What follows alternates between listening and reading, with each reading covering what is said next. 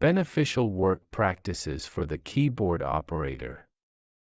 Sensible work practices are an important factor in the prevention of muscular fatigue, discomfort or pain in the arms, neck, hands or back, or eye strain which can be associated with constant or regular work at a keyboard and visual display unit, VDU. It is vital that the employer pays attention to the physical settings such as workplace design, the office environment, and placement of monitors as well as the organization of the work and individual work habits.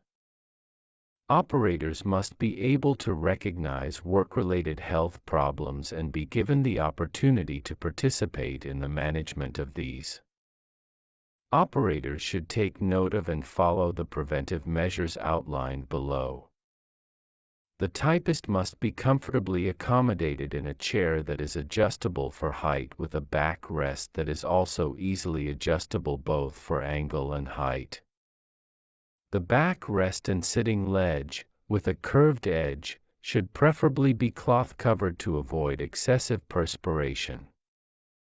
When the keyboard operator is working from a paper file or manuscript, it should be at the same distance from the eyes as the screen. The most convenient position can be found by using some sort of holder. Individual arrangement will vary according to whether the operator spends more time looking at the VDU or the paper. Whichever the eyes are focused on for the majority of time should be put directly in front of the operator. While keying, it is advisable to have frequent but short pauses of around 30 to 60 seconds to proofread. When doing this, relax your hands. After you have been keying for 60 minutes, you should have a 10-minute change of activity. During this spell, it is important that you do not remain seated but stand up or walk around. This period could be profitably used to do filing or collect and deliver documents. Generally, the best position for a VDU is at right angles to the window. If this is not possible, then glare from the window can be controlled by blinds, curtains, or movable screens.